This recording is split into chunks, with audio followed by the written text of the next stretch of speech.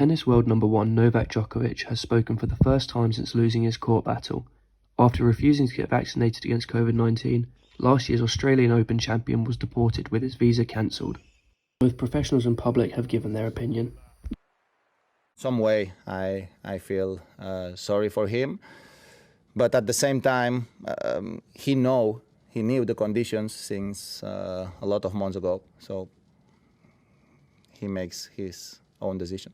From the Australian public, I know how hard it has been for Australians all around our nation, but in particular Victorians have had a real rough trot over the last 18 months and 2 years. And you know, I understand why they may be frustrated with the decision, but ultimately I have no interest in speaking about Novak's medical history.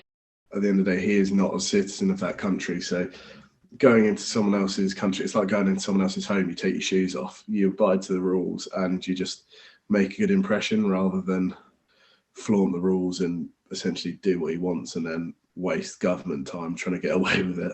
I don't really think it has any relevance that he's one of the top tennis players in the world.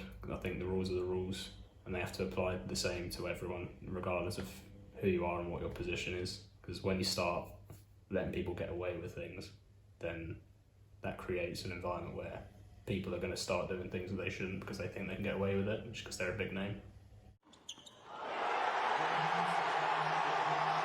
I think not being vaccinated isn't just a poor role model for young tennis players, but it's being a poor role model for society.